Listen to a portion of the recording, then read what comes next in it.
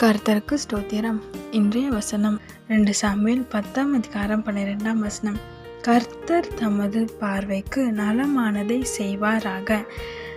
இன்னைக்கு கர்த்தர் உங்களுக்கு சொல்கிற ஒரு வார்த்தை, அவருக்கு என்ன நல்லதுன்னு நினைக்கிறாரோ அதை உங்கள் வாழ்க்கையில் செய்வேன்னு சொல்கிறாரு. ஆமென். நீங்கள் போயிட்டுருக்கிற பாதை வேணால் கஷ்டமான பாதையாக இருக்கலாம். இந்த பாதையை அனுமதிச்சாரு அப்படின்னு கூட நீங்கள் யோசிக்கலாம். நான் இவ்வளோ கஷ்டப்பட்டுருக்கேனே, ஏன் அவர் எதுவுமே செய்யலைன்னு கூட நினைக்கலாம். ஆனால் எல்லாவற்றுக்கும் பின்பாக ஒரு நன்மை உண்டு. ஆமென். விசுவாசிக்கிறீங்களா? யோசேப்பு அப்படி தான் அவங்க சகோதரர்களால் கஷ்டப்படுத்தப்பட்டு எகிப்துக்கு அடிமையாக போனார். ஆனால் அது வருகிற காலத்தில் ஆசீர்வாதமாக மாறிச்சு. ஆமென். அவர் அடிமையாக போனவர் அங்கே ஒரு பெரிய பதவியில் அதிபதியாக உட்கார்ந்தார். அதுவும் பலருக்கு ஆசீர்வாதமாக மாறினார். உங்களுக்கும் அப்படி தான் சொல்கிறாரு.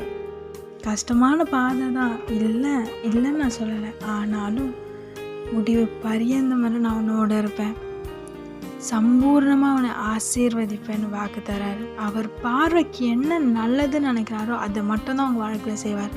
தடைகள் பல ஏற்படலாம், ஆனாலும் அந்த தடைகளை உடைத்து போட்டு நலமானதையும் ஆசீர்வாதம் தருகிறதையும் உங்களுக்கு தருவார். ஆமென்.